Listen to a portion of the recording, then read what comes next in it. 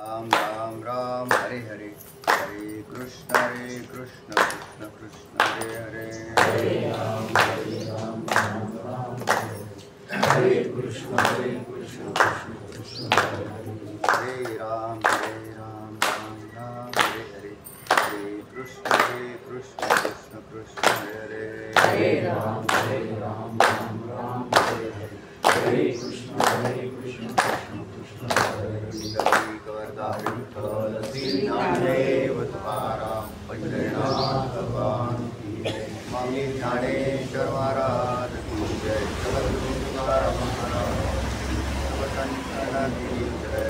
नमाद्रि शंकरानंद गुरुपादां कल्पने सविलास महामोहग्रासैककर्मणि कुंडली गोवर्धन श्री नामदेव तुकाराम पंढरीनाथ भगवान की जय। माऊली ज्ञानेश्वर महाराज जगद्गुरु तुकाराम महाराज की जय।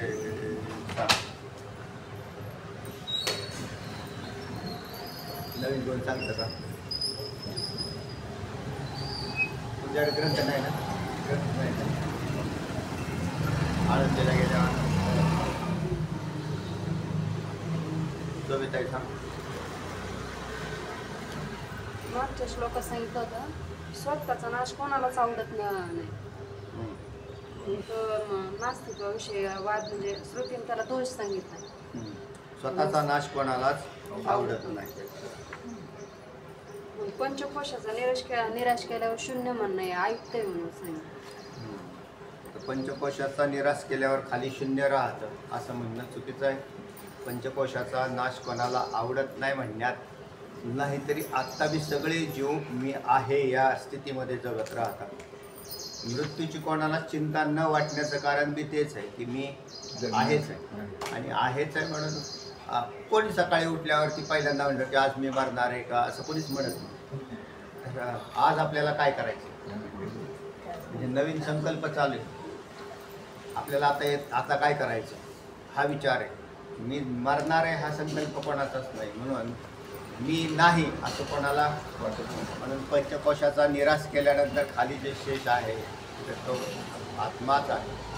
पंचकोशाच्या निराशाच्या अंती आत्माच सुख होतो म्हणजे असणं संभवत आहे, नसणं नाही. नसणं म्हणजे शून्यवादी. शून्यवादी म्हणतो काहीच नाही, खाली काहीच नाही.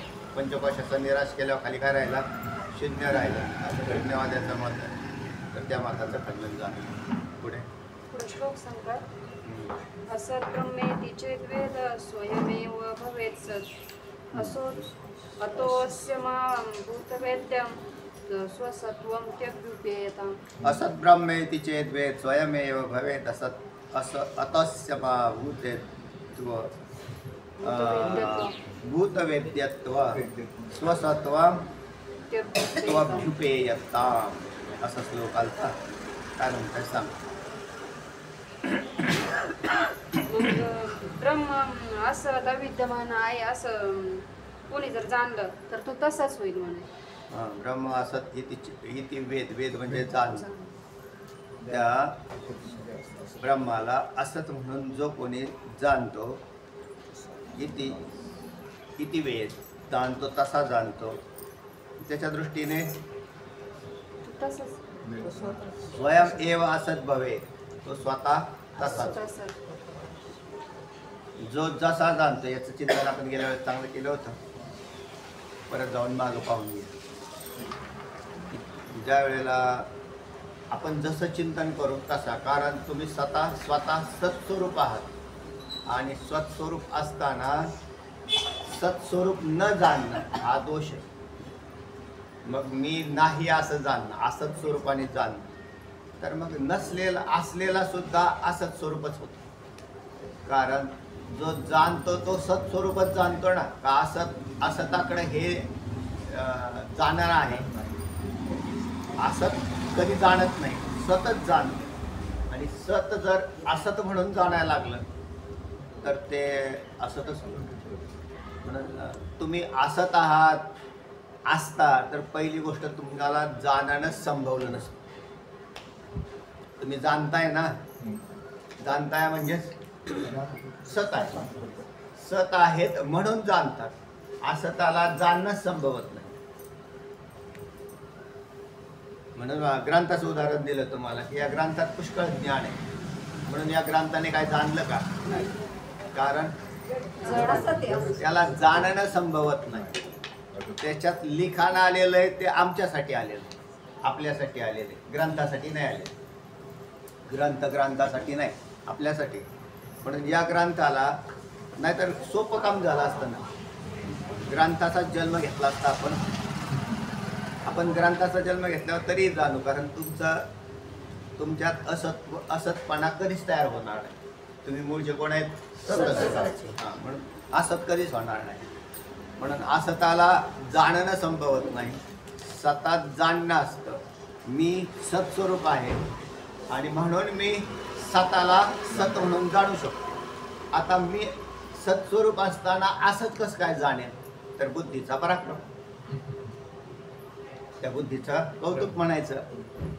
म्हणून त्या बुद्धीने जर तू स्वतःच स्वसंवेद्य परमात्मा आहे आणि जाणताना मात्र असत म्हणून तू स्वतःला जाणायला लागला, तर तुझ्या बुद्धीचं कौतुक समजावं, सांगा. म्हणून त्याला वेद्यत्व नसतं ना तुझं, पण स्वसत्त्व तर आहेच आहे ना. पण त्याच्या ठिकाणी तर स्वतत्व म्हणजे असणं, सत्ता,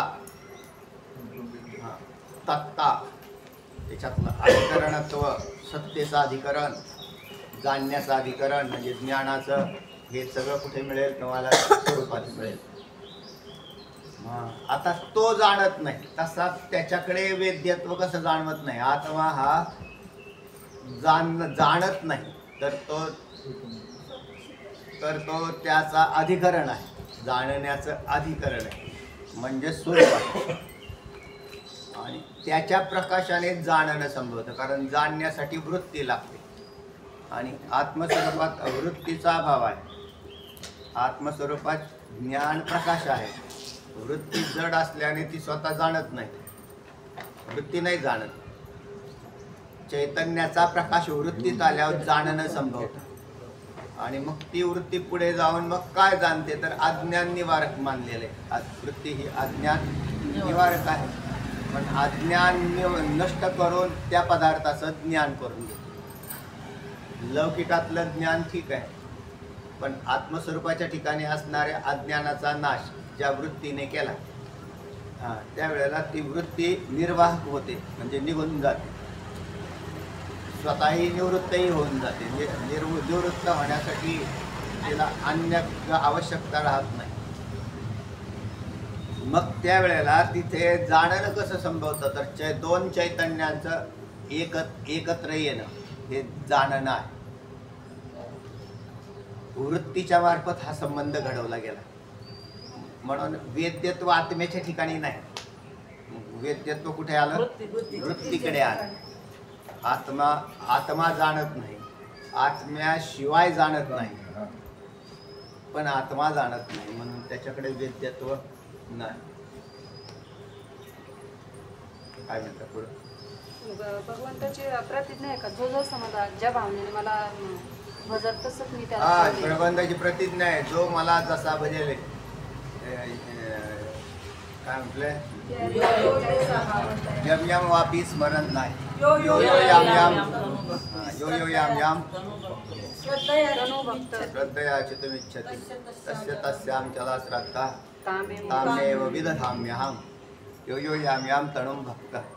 जो जो भक्त मला जसा जसा भजतो त्याला तसं तसं मी प्रसाद देत राहतो, तसं तसं त्याला ज्ञान होतं, तशी भक्ती वाढते.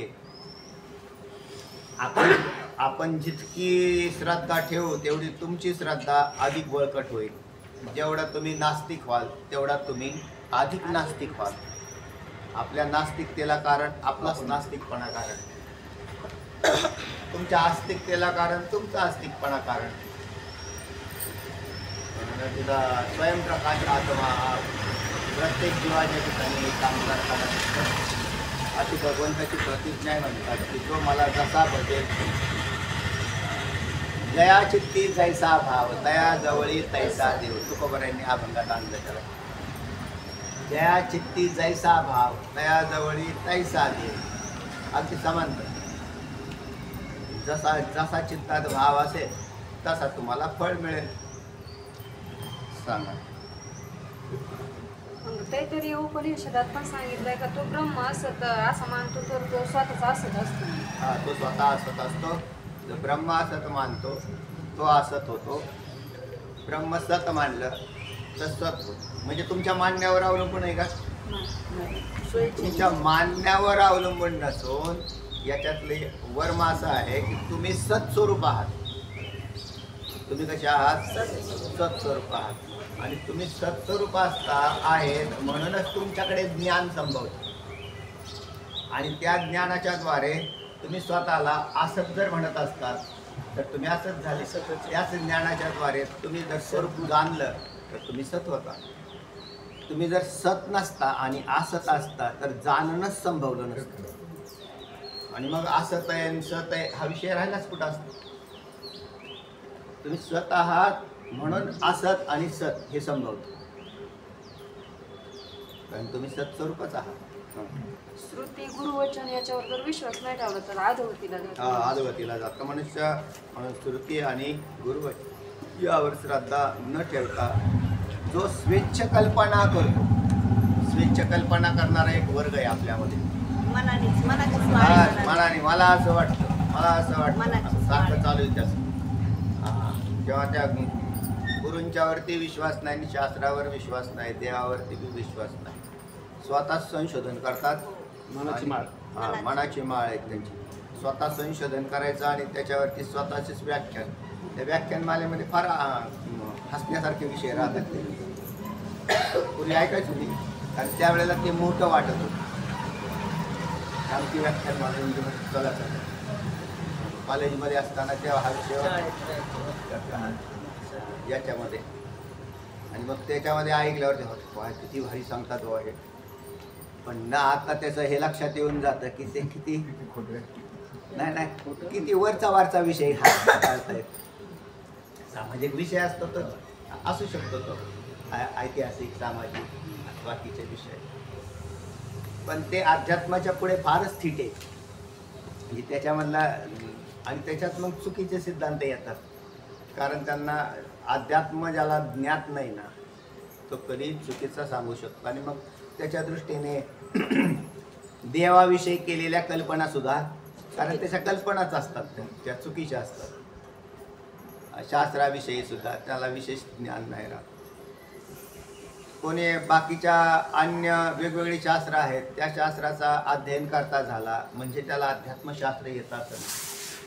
त्याला त्या शास्त्रात कोणी मानले असेल, प्रतिष्ठा असेल लौकिक जगतामध्ये, परंतु त्याचा बेसच चुकलेला असतो. तुम्ही कोणत्याही शास्त्राचे अध्ययन केले बाकीच्या, पण ज्याला अध्यात्मशास्त्राचं ज्ञान नाही त्याचे पुष्कळचा बोलणं हे डळमळीतात. कारण त्याला त्याच्यात, म्हणून ते म्हणतो मला अशी शंका आहे, मला अशी शंका आहे, असे त्याचे ते बोलण्यामध्ये सुद्धा निघतं आहे. सर्व शास्त्रांचा राजा जर कोणता असेल तर वेदांत. अध्यात्मशास्त्र नित्यत्वम तत्त्वज्ञानात् दर्शनम एतत् ज्ञानमिति प्रोक्तम तज्ज्ञानम याज्ञानम यतोन्यथा वेदांत केसरी. तर या शास्त्रासारखं शास्त्र नाही. सांगा. भगवंत त्यांना आसुरी आणि युनिट टाकतं तर श्लोक सांगितला आसुरी योनी मापन्ना मुडा जन्मने जन्मनी माम प्राप्ते व कौंते अद्भुतो यांतम धमाम गती. तर त्यांना मी मुडाम जन्मना जन्मनी, अनेक जन्मच्या जन्म त्याच्यात राहतात. का राहतात तर त्यांच्याच कर्माच्या द्वारे राहतात. देव नाही टाकत, देव कर्माची फळं देतो. नाही तर देव टाकतं म्हणल्यावर दोष येईल त्याच्यावर. तर देव नाही टाकत, कारण देव हा कोणत्याच जीवाला खालीही टाकल सोडत जाऊ देत नाही आणि वरही जाण्याचा त्याच्याशी काही संबंध नाही. ज्याने केले कर्म झाले त्याची भोगा आली, उपजले मेले ऐसे किती. आणि मग केले कर्म आसुरी योनीत राहणारे तमगुणी प्रधान तशा प्रकारची कर्म करतात आणि त्या कर्मगतीला जातात. म्हणून त्या आसुरी योनीला जातात. म्हणून त्या पाप्यांना मी सतत आसुरी योनीत टाकतो, कारण ते मला असतच मानतात म्हणून टाकतो. असत मानतात, त्यांचाच भाव आहे तो. देव दगड आहे असा मानला तुम्ही. देव दगड नाही. आपण सुद्धा मूर्तीपूजा करतो, तर मूर्तीपूजा ही पूजेसाठी एवढ्या व्यापक देवाला कसं काय स्नान घालायचं, किती पाणी आणायचं, किती सागर खाली करावे लागतील आपल्याला. सागरांचं बी जास्त स्नान होणार नाही, कारण सागर तर परिच्छिन्न झाला. व्यापक देवाला देशता कालता वस्तुता है ना, स्वरूपात आहे तुझे तेथे काय माझे विचे. हे महात्मा पुरुषाची भाषा आहे. पण मग तरी सुद्धा काहीतरी म्हणजे इतरांच्या दृष्टीने का व्हायला, काय आम्ही भक्ती करणे कैसी, काय एक भाव आहे तुम्हासी, अवघा घडोणी उरलासी, वाणी खाणी रसी रूपी गंधी, कैसे करू इंद्रिया वंदना.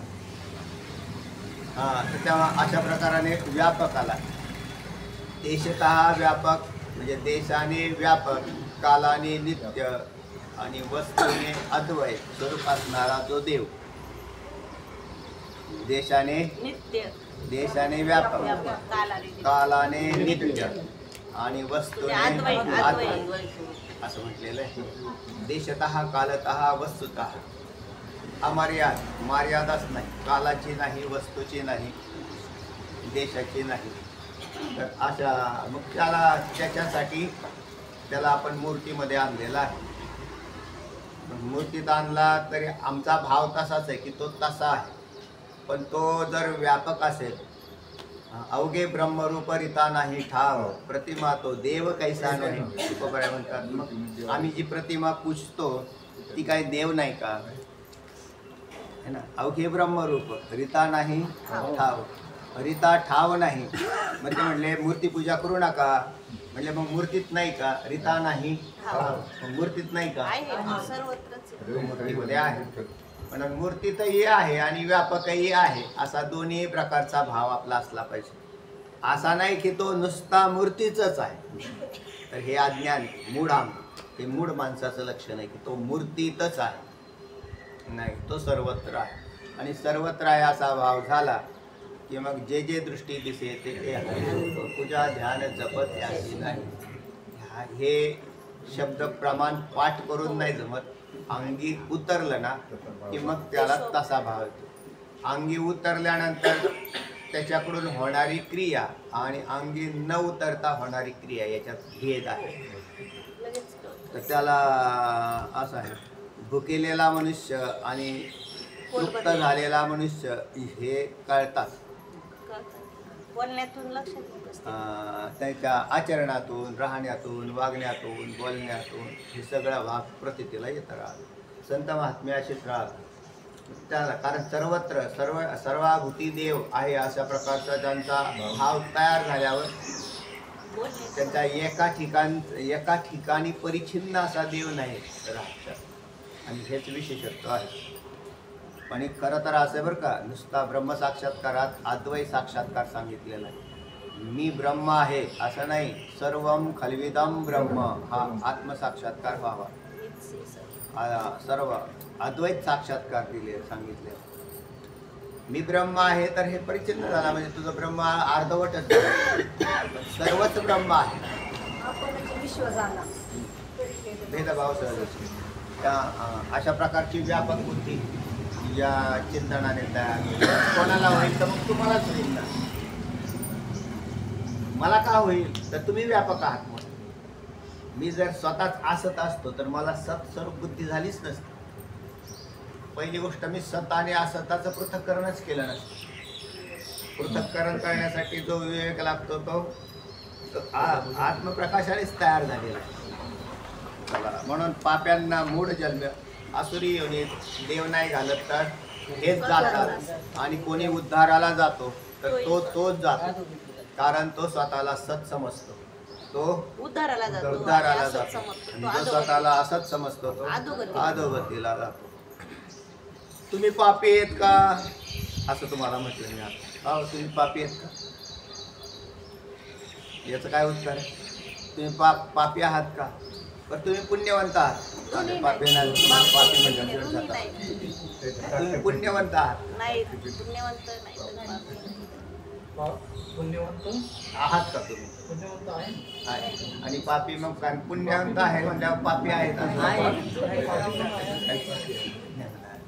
तर तुम्ही ज्या वेळेला चिंतन करतो त्यावेळेला जीव पापी आणि पुण्यवंत असतो, आत्मा पापी नाही आणि पुण्यवंत नाही. आणि मी कोण आहे तर मी जर जीव म्हणून राहत असेल तर पाप पुण्याचे हिशोब लागले तुम्हाला. मी चैतन्य स्वरूपच आहे हा निश्चय. इथं बुद्धी निश्चय आत्मज्ञान, आत्मज्ञानाला कारण बुद्धी निश्चय सांगितलेला आहे. म्हणजे बुद्धी जाणे आणि न जाणे, त्याच्यात बुद्धीचा निश्चय हा काम करत असतो. जर बुद्धीचा निश्चय झाला नाही, काय निश्चय झाला नाही मी कोण आहे तर मीचा आहे मी हा कोण करावा विचार म्हणे ज्ञानेश्वर निवृत्तीचा. तर मी कोण आहे याचा विचार करा आणि निश्चय करा. मी कोण आहे तर चैतन्य, शुद्ध चैतन्यच आहे. मी काय पाप केलं? मी नाही केलं, त्या जीवात्म्याने केलं. त्याचा नाश करा, माझं काय म्हणणं नाही. ज्याने केलेलं आहे ना त्याला तिकडे जाळून टाकलं तरी चालेल, उलट आम्ही मोकळे हो. केलेलं आहे त्याने, जीवात्म्याने केलं. तुमच्या जीवात्म्याने पाप पुण्य केलंय का नाही? केलं. पण जीवात्मा तुम्ही आहात का? नाही. तर तुम्ही शुद्ध चैतन्यच आहात, जीवात्मा नाही. तर तो कल्पित आहे. वास्तविक त्यालाही बरोबर आहे, तो कल्पितच आहे. देव तरी एवढ्यांची जाळपोळ कसं काय करत बसेल? कल्पित पदार्थाची जाळपोळ करावी लागत नाही. स्वतःच करायचं. नसतच नसलेल्याला नाही म्हणून मान्यता दिली की जीव मुक्त होतो, आणि नसलेल्याला आहे म्हणून राहिला की तो बद्ध आहे. तुम्ही जीव हा सत्य आहे का? नाही, कल्पित आहे जीव. कल्पित. आणि कल्पित पदार्थाला मान्यतेच्या द्वारे तो राहिलेला, बस एवढाच भाग आहे. आणि मग ही मान्यता कोणी दिलेली? तर तुमचीच मान्यता तुम्ही आहे. तुम्ही मान्यता काढून घेतली की तुम्ही ब्रह्म होतात. तुम्ही मान्यता दिली तर जीव होतात. तुम्ही जर देहाला मान्यता दिली तर देह ब्रह्म होतो. देहाला मान्यता आहे ना, हो. मी देह आहे ही मान्यता देहाला दिली तर ब्रह्म देह होतो.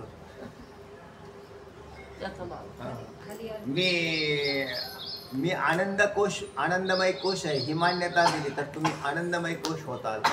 तुमची मान्यता जर हा मी बुद्धी स्वरूप मी आहे अशी जर दिली की तुम्ही विज्ञानमय कोश होताल. तुम्ही मनाला मान्यता दिली की मी मन आहे तर मनोमय कोश होताल. प्राणाला मान्यता दिली तर प्राणमय कोश होईल. आणि देहाला मान्यता दिली तर अन्नमय कोश, मान्यता दिली तर देह होतो. आणि मग हीच आहे. आता शास्त्र अध्ययन केल्यामुळे तुम्हाला हे कमीत कमी कळालं. आता त्याच्या मान्यता काढून घेणं हा ज्याचा त्याचा पराक्रम, म्हणजे त्याला मान्यता. आणि मग ही मान्यता जर त्याने मान्यता काढून नाही घेतली आणि हे ज्ञान जरी त्याच्याकडे असेल तरी ते ज्ञान त्याला मोक्ष देणार नाही. कारण त्याने मान्यता म्हणजे स्वतःवर ॲक्शन नाही घेतली. कायदे भरपूर असतात आपल्याकडे, ते कायदे फार पास होतात. कायदे पास केले तर कितीही कायदे पास केले तरी त्या कायद्यांचा जोपर्यंत काय होत नाही, अंमलबजावणी होत नाही, तोपर्यंत त्याचं ते तसंच चाललेलं असतं. म्हणजे का होते गव्हर्नमेंट असं करायला लागलं ते म्हणजे कायद्यानुसार. आणि मग असा कधी कायदा होता माहीत सुद्धा नाही की असा कायदा असतो. ज्या दिवशी अंमलबजावणी होते त्या दिवशी ते म्हणतो असं राहायला पाहिजे बरं का, कारण असा कायदा आहे. तसा इथेही एक कायदा आहे, तुम्ही ब्रह्मच आहात, तुम्ही बेशिस्त वागू राहील. काय अतिक्रमण झालं, एक अतिक्रमण काढा. पंचकोशाचं काय अतिक्रमण, ब्रह्मावर अतिक्रमण हो, भ्रष्टाचार भ्रष्टाचार. जर निघालं बरं आता हे कोण काढायचं हा प्रश्न आहे.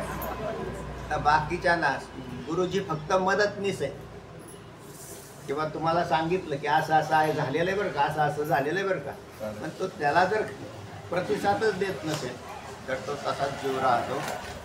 त्याला म्हणून याच्यातून बाहेर जो पडतो तो देव होतो, पडत नाही तो खाली खाली जातो. अगदी आसुरी तमगुण प्रधान योनीपर्यंत गेले. मग त्याच्यासाठीच हे एवढे सगळे लोकांकडे उभे राहिलेले कशाला? त्यांना भोग द्यायचा असेल तर त्याला ते पाहिजेच. जे अधोगतीला गेले त्यांना म्हणजे माझी प्राप्ती कधीच होणार नाही म्हणून सांग. कशी काय होईल? दोन आहे का, एक पूर्वेकडे आणि एक पश्चिमेकडे. जे पूर्वेकडे चालले ते पूर्वेकडे निघतील, पश्चिमेकडे चाललेले पूर्वेला कसे जातील? म्हणून नाही का पुढं आपल्या मनाने कल्पना न करता म्हणजे स्मृतीच्या आधाराने म्हणजे आधार घेऊन त्यांचे कसं वागलं पाहिजे. म्हणून आता कसं वागावं तर स्मृतीचा आधार घेतला पाहिजे आणि त्याच्याद्वारे आपण चाललं पाहिजे. तात्पर्य आत्मा ज्ञानगम्य जरी नसला तरी स्वतः सिद्ध आहे. ज्ञानगम्य नसला म्हणजे वेद्य त्याला आत्म्याला ज्ञानाने जाणलं जात नाही, कारण तो स्वतः ज्ञान स्वरूप आहे. आत्म्याकडे वेद्यत्वही नाही आणि आत्म्याकडे अवेद्यत्वही नाही त्याच्याकडून. आणि तुम्ही स्वतः आत्मा आहात, मग आत्मा जाणतो का असं नाही म्हणावं. मग आत्मा जाणत नाही का असंही नाही म्हणावं. तो जाणत नाही असं नाही आणि जाणतो असं नाही. त्याचा अर्थ असा त्याच्या ठिकाणचा असणारं स्वसंवेद्यत्व तिथं काम करतं. तो स्वसंवेद्य असा आहे म्हणून त्याच्या ठिकाणी ही प्रक्रिया करत. तर तेव्हा तात्पर्य असा प्रकार असल्यामुळे हा आत्मा लौकिक ज्ञानगम्य जरी नसला तरी स्वतः सिद्ध स्वयंप्रकाश आहे असं म्हटलं. कसा आहे? स्वयंप्रकाश आहे. म्हणून असा काही प्रकार नाही. असं जर असेल तर मग तुम्हाला शास्त्राची काय गरज पडेल हा एक प्रश्न आहे. कारण तो जर जाणला जात नाही कशाच्या द्वारे, तुम्हाला ज्ञानाच्या द्वारे त्याला जाणलं जात नाही आणि तुम्ही सध्या काय जमा करताय? ज्ञान गोळा करताय. मग हे ज्ञान त्याला जाणण्यासाठी कमी आहे. तर तुम्हाला या सगळ्या ज्ञानातून हे कळालं की हे ज्ञान आत्म्याला जाणू शकत नाही, हेच कळालं. आणि याच्यासाठी हे ज्ञान गोळा केलं की हे या ज्ञानाने आत्मा जाणला जात नाही हे कळालं आणि याच्यासाठीच गोळा केले.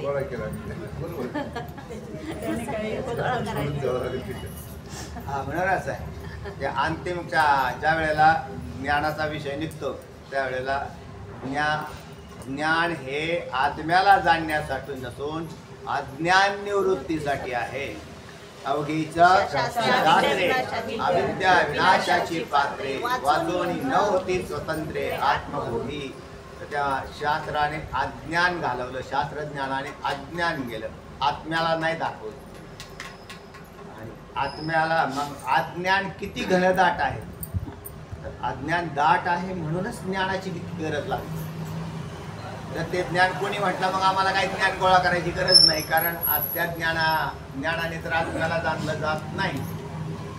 तरी बाबा त्या आत्म्याच्या आणि तुझ्या म्हणजे तू जिथे उभा आहेस तिथं मध्ये जो दाट पडदा आहे तो पडदा कसा काय जाईल.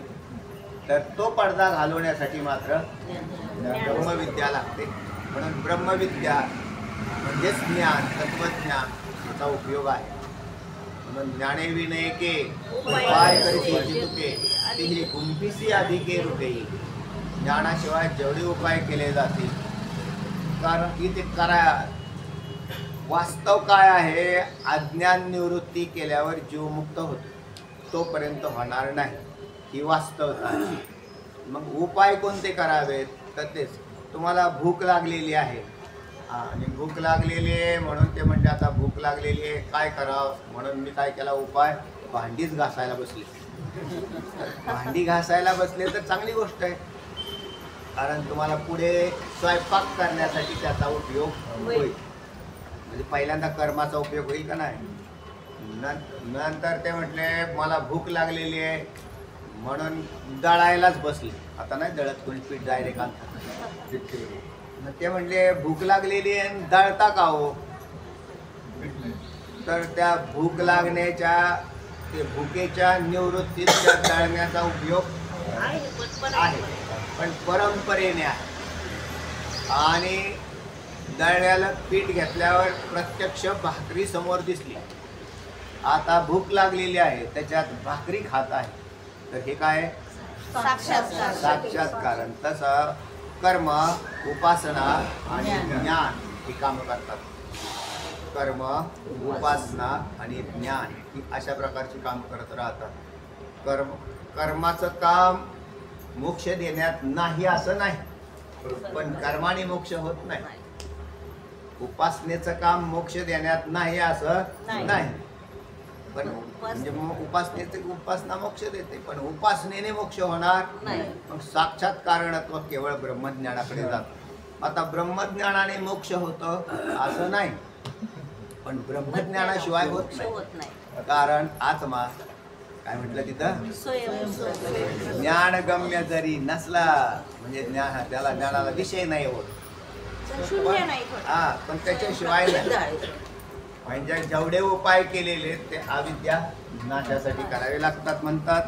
त्याला तो स्वयंप्रकाश आहे, आत्मा स्वयंप्रकाश आहे हे सांगण्याच्या इच्छेने तो जर वेद्य नाही तर त्याचे स्वरूप कसे आहे असा प्रश्न उत्पन्न करून त्याचे उत्तर सांगतात. अरे कीदृक् तर्हि तिचे पृच्छेत.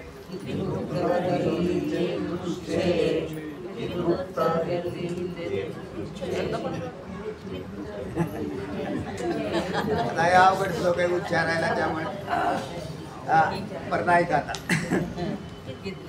कीदृक् तर्क अर्धा घेतला मी त्यांना, आहे ना, जसा अन्वय अर्थामध्ये आहे ना. कीदृक् तर्हि आणि इति, तर इति न तर्हि आणि इति एकत्र करा. कीदृक् तर्हि इति चेत पृच्छेत किंवा पृच्छेपर्यंतही म्हटलं तरी चालेल. दिदृक्ता असं म्हणता येते पुढे. तर कीदृक् तर्हि इति चेत पृच्छे.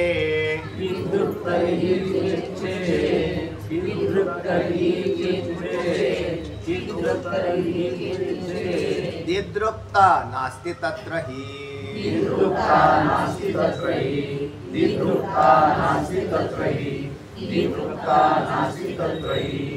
अरे कीदृक् तर्हि इति चेत् पृच्छेत्. दिदृक्ता नास्ति तत्र हि.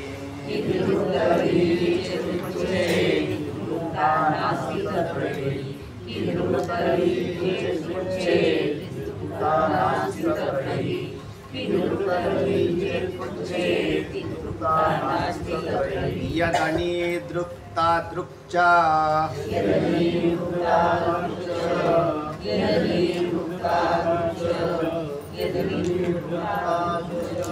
तत्स्वरूपं विनिश्चितो.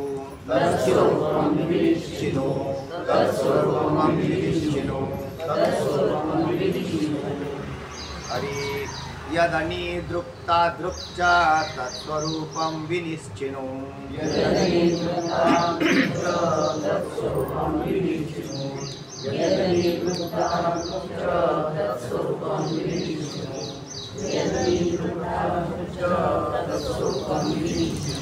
कीदृक् तर्हि इति चेत् पृच्छेत्. दिदृक्ता नास्ति तत्र हि.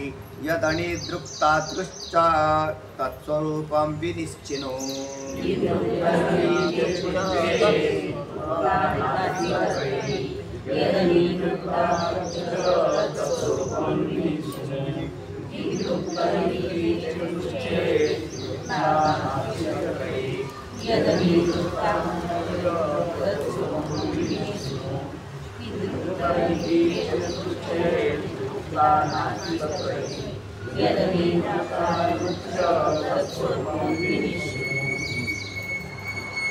तर ऐका आता. इदृक् तर्हि इति तीन पद आली पहिल्या याच्यात. चेत, पृच्छेत, दचा त काढला खाली परत इदृक्ता. नंतर न अस्ति तत्र हि. नंतर यत म्हणजे दचा त केला कारण द पूर्ण आहे तिथं. खाली राहिला अ. तर आणि दृक् गचा क केला अर्धा. आणि दृक् खाली राहिला अ गचा अ. तर अतादृक् आणि च स्वतंत्र केला. तत्स्वरूप विनिश्चित विनिश्चिनो आहेत असं. कळालं? सांग बसले परत सांग. इद्रुक तर्हि इति चेत पृच्छेत इद्रुक्ता न अस्ति तत्र हि यत् अनिद्रुक् अतादृक् च तत् स्वरूपं विनिश्चिनो. तर्हि इति चेत् पृच्छेत् अदृक्ता न अस्ति तत्र हि यदि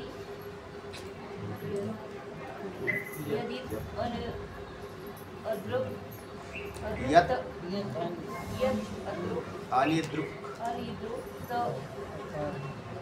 अनिद्रुक म्हणजे अनइद्रुक. परत त्याच्यात नी मध्ये बी ई दाडलेला आहे. अनइद्रुक न अर्धा केला की ई निघतो नीचा, म्हणजे त्याच्यातही पदच्छेद येतात. तर इद्रुक आणि ताद्रुक अशी पद तुम्हाला कुठे गेलेली इथं गेलेली तर मग हा हे आणि ते हे ते असे जे दाखवले त्या पंचदशीतच गेला ना विषय. हा तर इद्रुक आणि ताद्रुक अशा प्रकारचे इशारे करून आत्मा दाखवला जात नाही असा विषय होता बघा तिथे. म्हणजे आत्म्याला इद्रुक ताद्रुक म्हटलं जात नाही.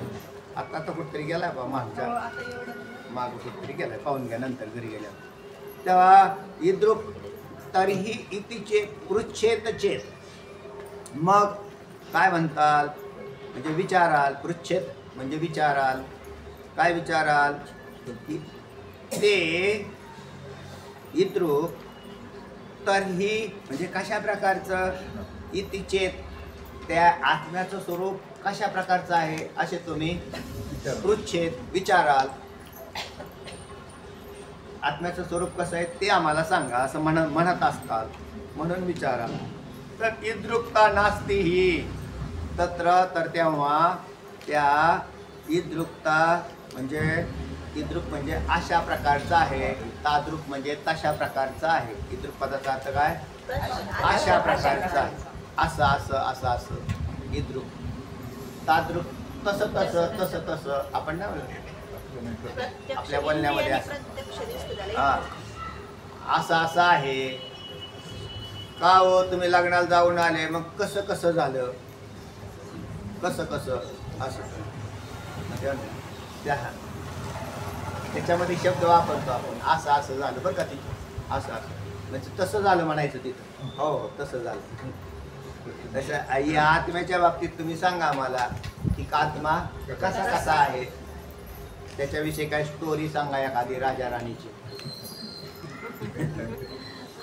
त्या तत्र इद्रुक्ता नास्ती त्या स्वरूपात अशा प्रकारची म्हणजे हा असा असा आहे अशा प्रकार सांगितला जाणार नाही. सांगितला जात नाही. यात अनिद्रुक ताद्रुक अताद्रुकच यास्तव जे अशा प्रकारचे नाही व तशा प्रकारचे नाही. अनिद्रुक आणि अताद्रुक. अन इद्रुक आणि तिथं अन असा शब्द आहे आणि पुढे असा शब्द आहे. इद्रुक आणि ताद्रुक. त्याच्यात इद्रुकला अन लावला नकारार्थी आणि ताद्रुकला लावला नकारार्थी आहे ना. म्हणून अशा प्रकारचे नाही व तशा प्रकारचे नाही. हा इद्रुक पदाचा अर्थ काय अशा प्रकार. इंद्रियांनी प्रत्यक्ष दिसतं त्याला इद्रुक म्हणतात आणि जे परोक्ष असतं त्याला ताद्रुक म्हणतात. ताद्रुक पण जे परोक्ष आहे त्याला ताद्रुक म्हणतात. असा विषय झालेला आहे मागच झालेला आहे बरोबर आहे. प्रत्यक्ष दिसतं आणि जे इंद्रियांना विषय होणार इद्रुक. तर अशा प्रकारचं नाही तशा प्रकारचं नाही. तत्स्वरूपम इति विनिश्चितो ते स्वरूप आहे असा निश्चय कर. ते काय आहे स्वरूपम इति विनिश्चितो. तुझा मनाचा निश्चय कर की ते स्वरूप आहे असं आहे आणि तसं आहे नको म्हणून. काय आपला विषय आलता आत्मा स्वयंप्रकाश आहे या सांगण्याच्या इच्छेने तो जर वेद्य नाही तर त्याचे स्वरूप कसे आहे अशा प्रकारचा प्रश्न केलता. तर त्याचं उत्तर दिलेलं या श्लोकामध्ये या आत्मा इद्रुक नाही, ताद्रुक नाही, अशा प्रकारचा नाही, तशा प्रकारचा नाही, किंवा अशा प्रकारची कोणतीही भाषा त्याला शोभली जात नाही. आणि जे जे इद्रुक असतं आणि ताद्रुक असतं तो आत्मा नसतो. उलटा पण अर्थ काढला ते असं करा, ते असं मग आम्हाला आत्मा नाही. तुम्ही ज्याला ज्याला जाणताल तो आत्मा नाही, तर जे होताल तो आत्मा आहे. जे होताल होणं स्वरूपच आहे. स्वरूप आणि जाणणं तर बाह्य पदार्थ आहे. मग कदाचित तुम्ही अभावाला जाणताल किंवा भावाला जाणताल. त्या इद्रुक आणि ताद्रुक मध्ये त्याच्यातही अभाव आहे, त्याच्यात शून्य बसलेला आहे. शून्य कशात आहे? शून्य हा भाव अभावामधला शून्य. जसं आकाश म्हणले काय हो, पदार्थ दिसतो का? नाही, पण पदार्थ आहे. कारण पोकळी नावाचा एक पदार्थ ठेवावा लागेल तुम्हाला. तर ज्या पदार्थांना स्थूल आकारमान आहेत ते पदार्थ त्याच्यात राहतात. म्हणजे भावरूप पदार्थ अभावाच्या ठिकाणी राहू शकतात. पण आत्मा भावरूपही नाही आणि अभावरूपही नाही. म्हणून इद्रुक आणि ताद्रुकचा विषय नाही. मग इद्रुक ताद्रुकचे विषय कोण आहेत? भावाने बनलेले जे जे पदार्थ आहेत, मायाकृत पदार्थ, तर ते सगळे त्याचे विषय बनतात. आत्म्याला शोधायला जाल आणि म्हणून त्याला शोधायला जाऊ नका. पहा, आत्मा हाच देव आहे. देव कोण आहे? आत्मा. त्या आत्म्यालाच ब्रह्म म्हणतात. तोच देव आहे. तो कोण आहे? तर मीच आहे. मग मी जर देव आहे तर मला बाहेर जाण्याची आवश्यकता नसून अंतर्मुख वृत्ती करण्याची आवश्यकता आहे. जाणण्यासाठी जर जायचं तर तो ज्ञानाने जाणला जातो म्हणण्यामध्ये गुरुनिष्ठ, ईश्वरनिष्ठ, शास्त्रनिष्ठ पुरुष आत्म्याला जाणतो. मग त्याच्यासाठी त्याला कुठल्या प्रदक्षिणा कराव्या लागत नाही, त्याला तीर्थयात्रा कराव्या लागणार नाही.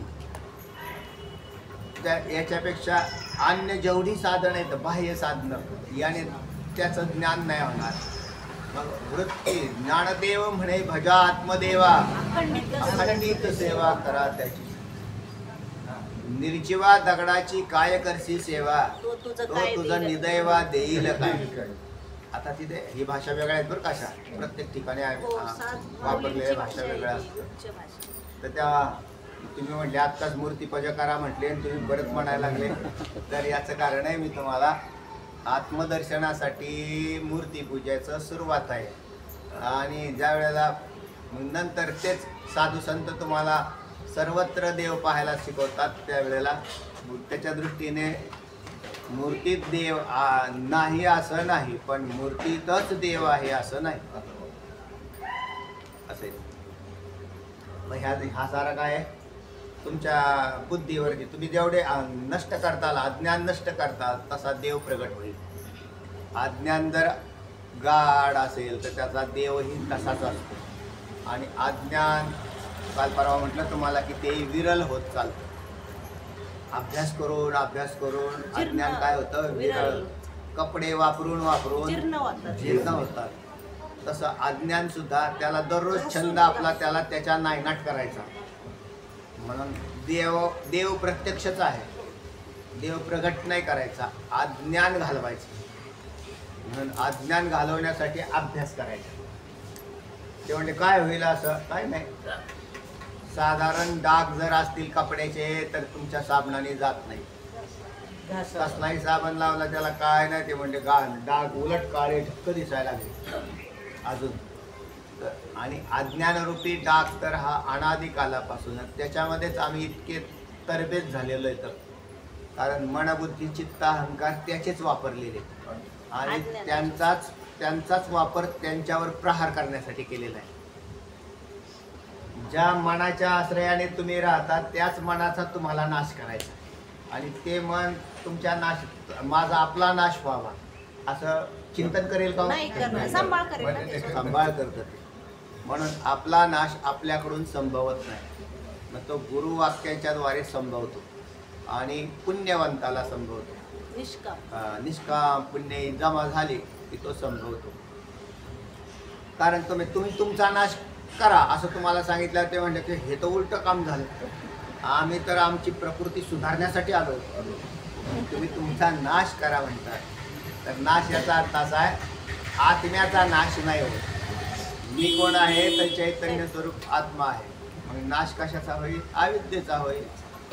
म्हणून त्याला बौद्ध सांगितलं की बाहेर जी वृत्ती गेलेली ती काढून टाक आणि अंतर्मुख वृत्ती करायला सुरुवात कर. म्हणून परमार्थातही पहिल्यांदा सुरुवात करताना तो संसारातच बोंबलत फिरत होतं का नाही. त्याला तिथलं काढलं आणि तीर्थयात्रेला लावलं. हे शास्त्र पडलं ते इकडं तिकडं अजिबात आयुष्य झालं पण कधी तीर्थाला नाही गेला. तर ते म्हटले अरे मरायच्या वेळेत तरी तीर्थ करा ना.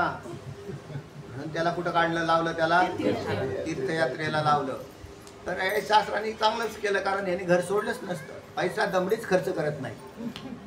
ते म्हणलं तिकडे बी गेला तरी ते तीर्थयात्रेला गेला तरी तिकडून बी चंगुषपणा करत होतो. आणि मग ते म्हणलं महाराज आमचं सगळं देव झाले. आमचे सगळे देव झाले. वा वा वा छान केले तू. सगळे देव झाले तुझे. तर आता एका जागेवर आमच्या पाठाला येत जा. सगळे देव झालेले असले तर इकडे येऊन बसत जा. ते म्हणे आमचे देव तुमचे देव झाले का? नाही तुमचं काहीच नाही झालं. तुमचं काय खरंय? आमचे देव झाले. चारी धाम झाले. देव झाले. त्याचे देव केले याने पण तो देव झाला नाही. त्या फारच मजेशीर आहे बरं. म्हणून अध्यात्मशास्त्र तुम्हाला अंतर्दृष्टी देव शोधायचा नाही पाहायचा आहे. देव देव म्हणून व्यर्थ का फिरसी आपुल्यातून नेनसी निज रूपा.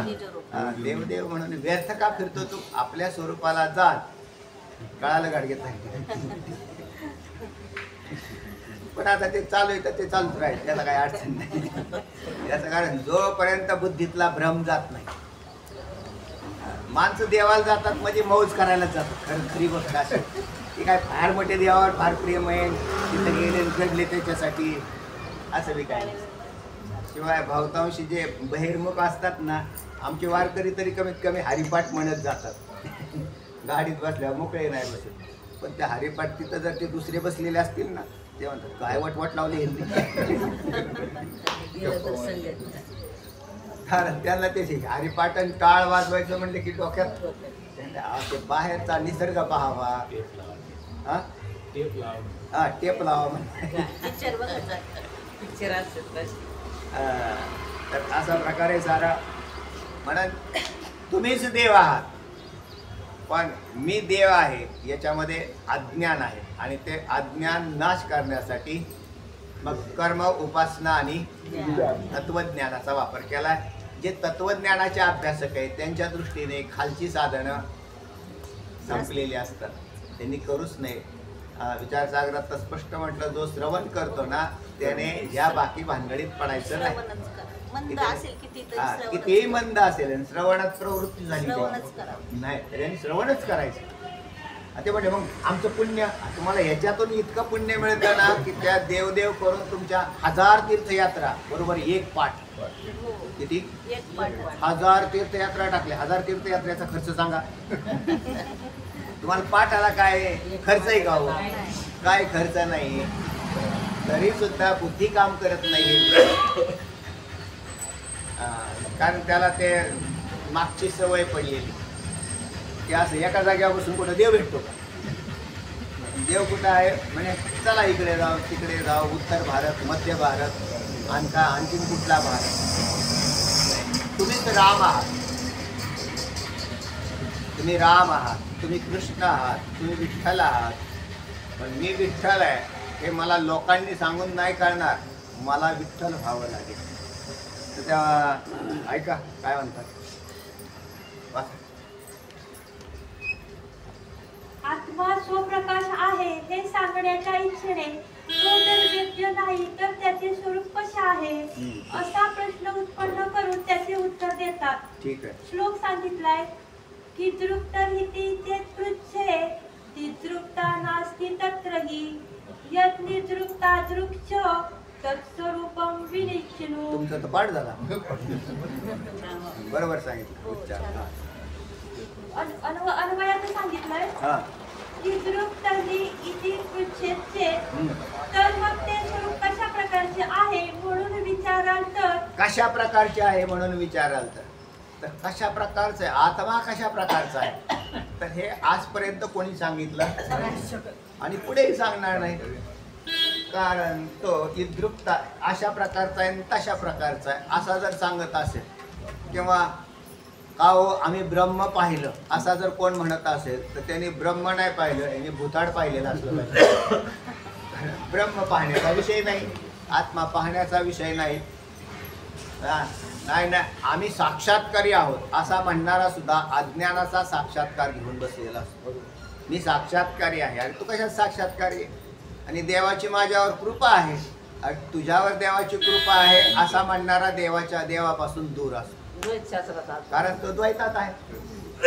देव माझ्यावर कृपा आहे, देवाची माझ्यावर कृपा आहे, याच्यात सुद्धा तो देवापासून काय राहिला? मी आणि देव हा भेद ठेवून राहिला. सामान्य माणसाला नाही बरं का, देवाची कृपा आहे, हो देवाची कृपा आहे त्यांच्यावर, आणि आमच्यावर भूताची आहे. आमच्यावर काय भूतांच्या कृपा आहेत का? देवाचीच कृपा. तुमच्यावर कोणाची कृपा आहे? तुम्ही पाठाला येऊन बसले, तुमच्यावर खरी कृपा आहे. आपल्यावर कृपा आहे म्हणणारा त्याच्यावर खरोखर कृपा आहे का, हे म्हणजे चिकित्सेचा विषय. पण सामान्य माणसाला आज्ञा असतात, त्यांना वाटतं की खरे बरं तुम्हीच खरे देवा. ज्या अजून पहा, ज्याचं अध्ययनात प्रवृत्ती झालेली आहे त्याची मागची दोन्ही साधनं गेलेली, म्हणजे कर्म आणि उपासनेच्या पलीकडे पुढे आलेलं आहे. उपासना सहज घडते, तेव्हा मग कसं काय उपासना घडेल वर? मग जे शास्त्राचं अध्ययन करतात, शास्त्राच्या अध्ययनात बसले आता बहुतेक आमच्या कीर्तनात तसं होत असतं. बऱ्याच ठिकाणी गेल्या, मग त्या कीर्तनात गेल्यावरती 2-2, 4-4 साधनं लोक करत राहतात. कर्माची बी साधनं करणारे लोक काही वेळेला भेटतात आम्हाला. जाऊ दे आता त्यांचा विषय. पण ती कर्म साधनच करत बसतात. ते त्यांना कितीही सांगितलं तरी, कारण ते ऐकत नाही. आणि काही लोक कीर्तन श्रवण करत असताना, कीर्तन कोणाचं चाललंय? महाराजाचं एक देवाचं. देवाचं कीर्तन चाललंय, आणि मग त्याच्यात तुम्ही दुसरी साधना नाही करायची, ते माळा जपत बसतात. मग तुम्ही कीर्तन चालू आहे, माळा जपत बसता. बावळटाचा बाजार आहे का नाही? हा, ज्या वेळेला तुला काही काम नाही, कीर्तन नाही, त्यावेळेला तू माळ जप, नामस्मरण कर. आणि कीर्तन चाललं त्यावेळेला कीर्तन ऐक ना. कीर्तन कोणाचं आहे? पाठ कोणाचा आहे? ते म्हणजे बा पाठ चालू आहे, थोड्याशा माळा जपावत काय, हा एक बावळट. ह्याच्यापेक्षा वरिष्ठ झालं ते साधन. पाठामध्ये स्वरूप संकीर्तन चाललंय. हे कोणतं आहे? स्वरूप संकीर्तन. देवाचंच कीर्तन चालू आहे पाठ म्हणून, पण त्यात स्वरूप संकीर्तन आहे. आणि बाकीची साधनं त्याच्या खाली गेलेली.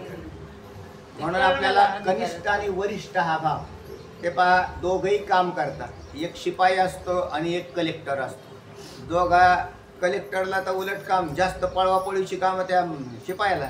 उचले फायले तिकडे नेऊन ठेव, हे झाडून घे, तिकडून घे. सकाळपासून मी किती काम केलं, तुम्ही आल्यापासून नुसतेच बसून येत. असे पगार कोणाला आहे? शिपायाला आहे का कलेक्टर? पाठावाल्याला जास्त पगार आहे, तीर्थयात्रावाल्याला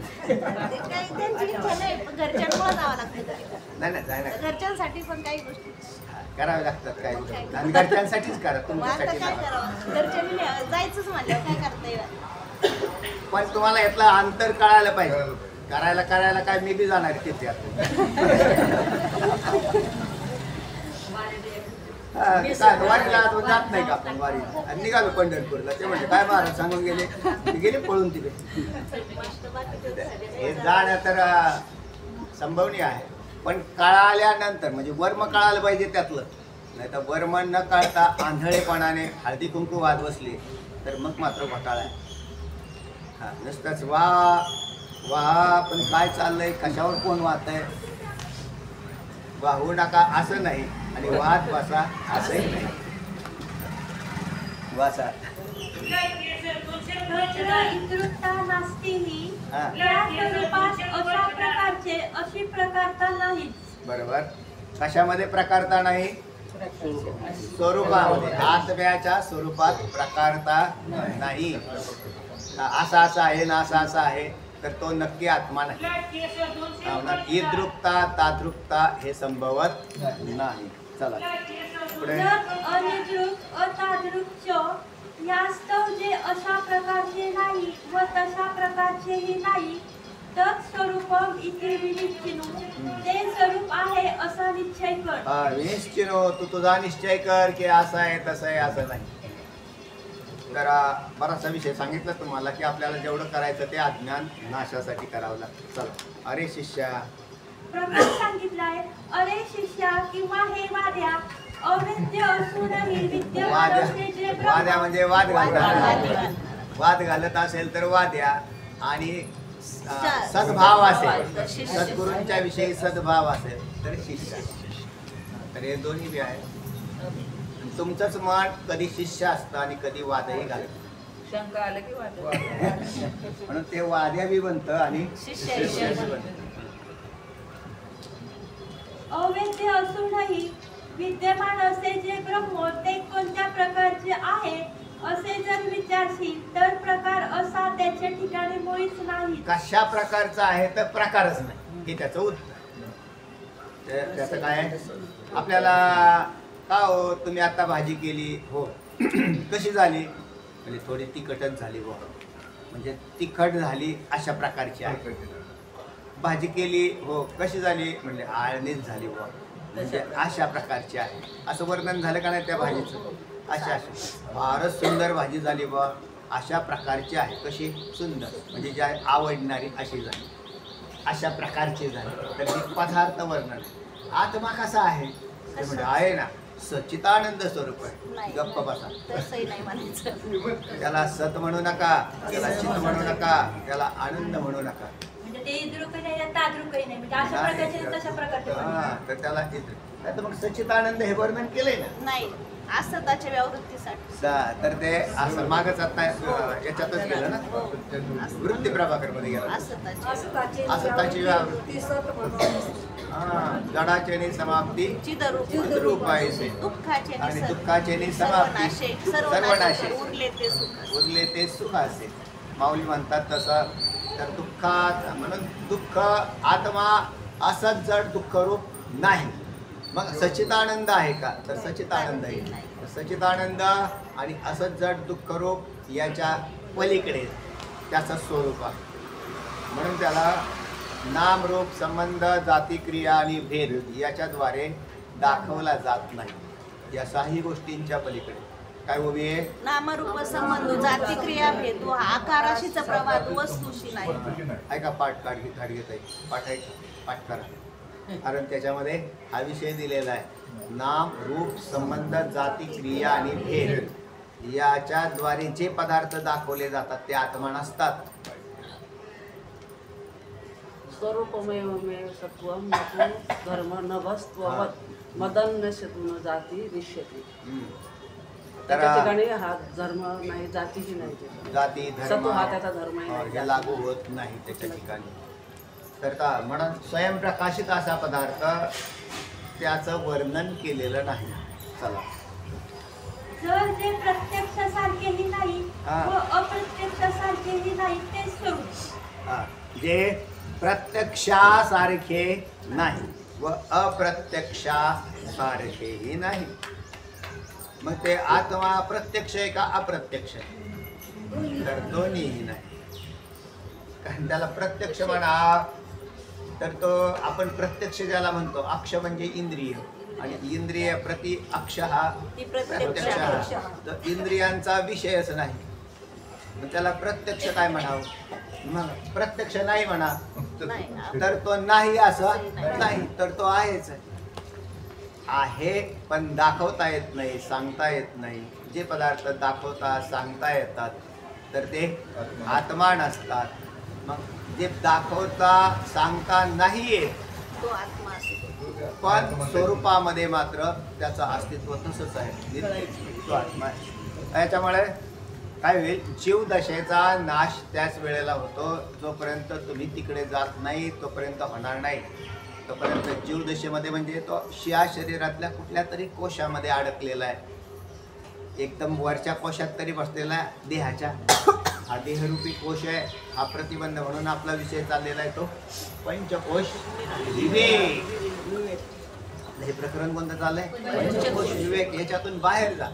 बरं, संधी मिळालेली ना त्याचं सोनं करायचं असतं. बरं, संधी परत परत येते असं नाही. म्हणजे आलेल्या संधीचं सोनं करावं.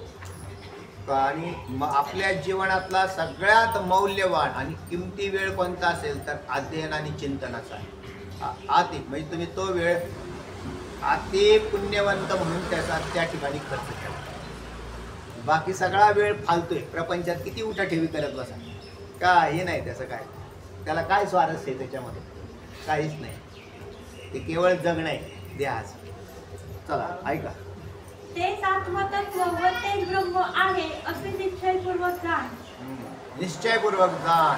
बुद्धिनिश्चय आत्मज्ञान. ब्रह्मरूप भावी आपण आपण. ब्रह्मनिष्ठा राखे पूर्ण.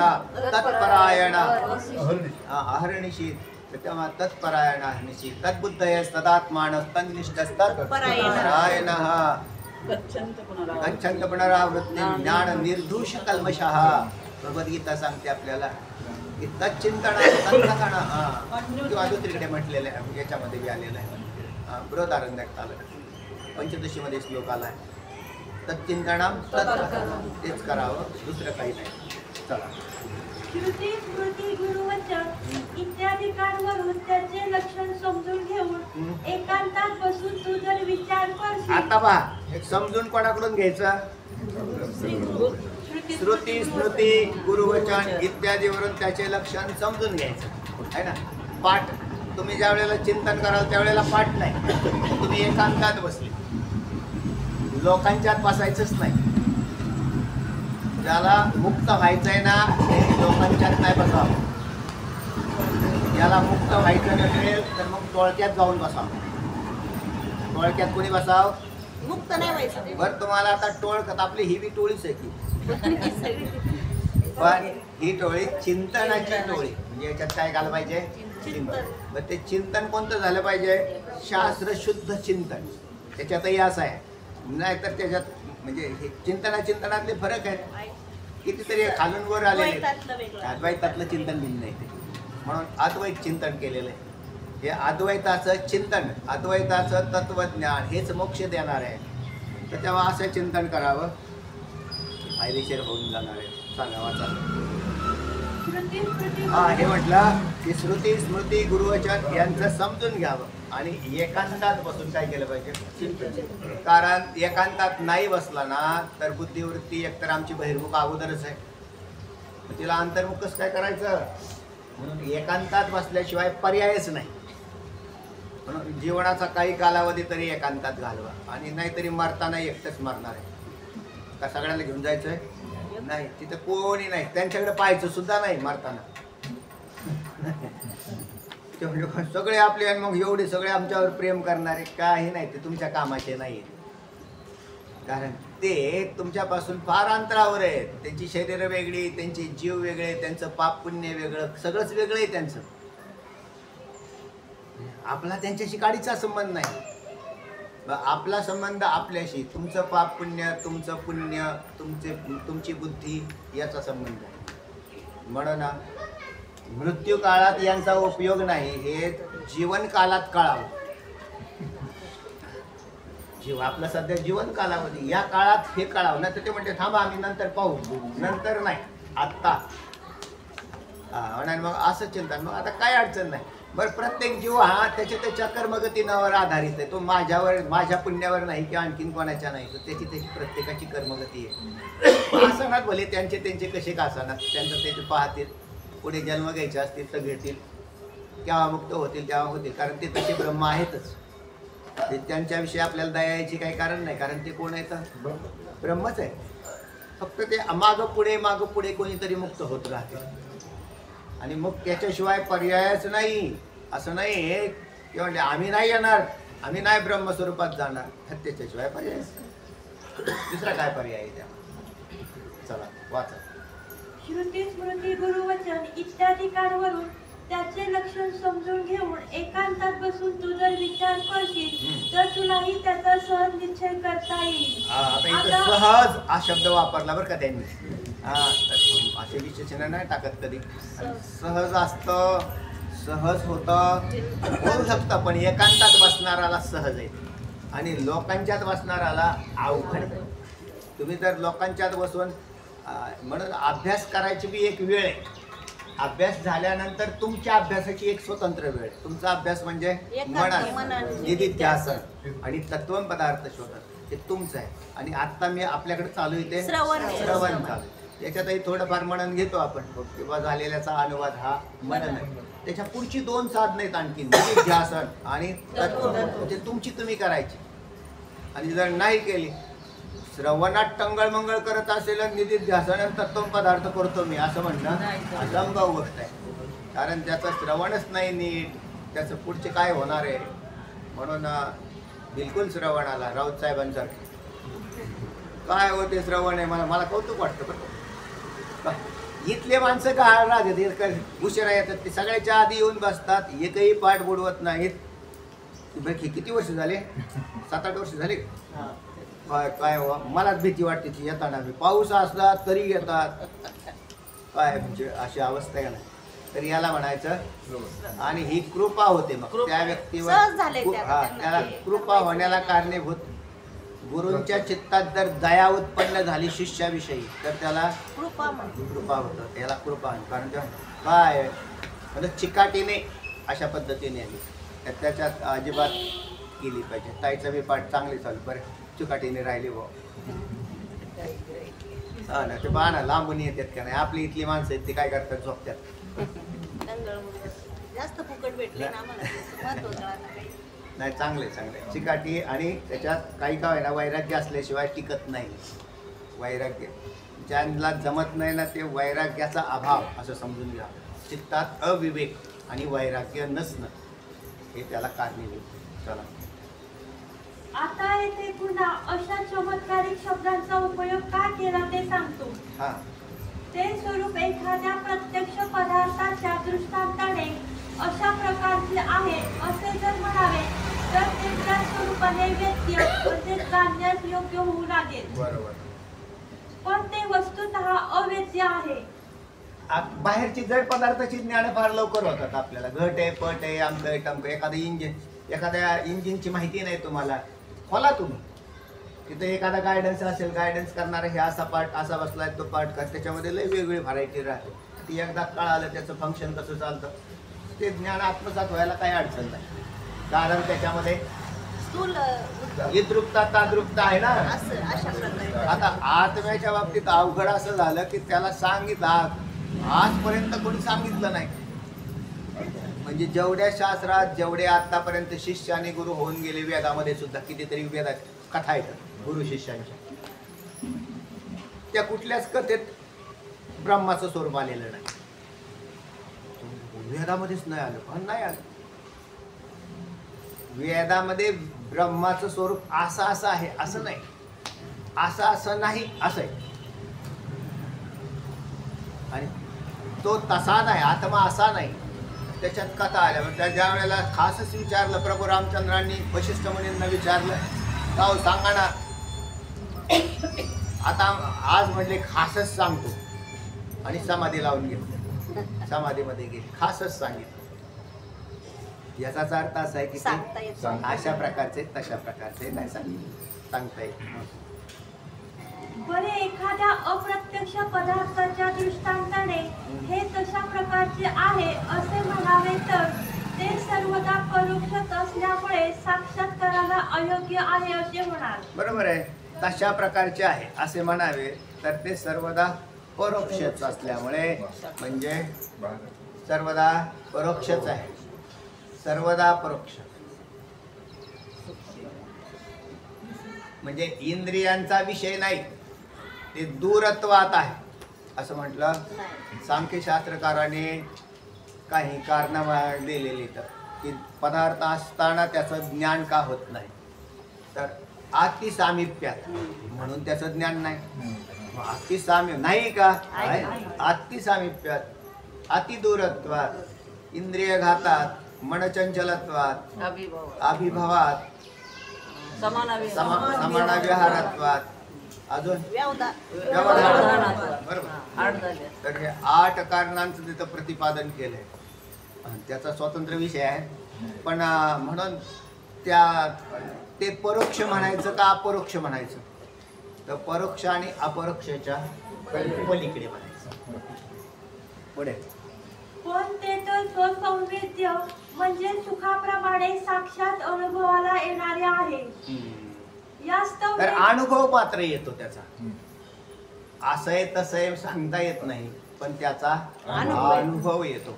म्हणून परमार्थातली शेवटची स्टेप कोणती असेल तर अनुभव. आत्मा अनुभव घेतला की परमार्थ संपतो. परमार्थ हा संपतो, संसार नाही संपला.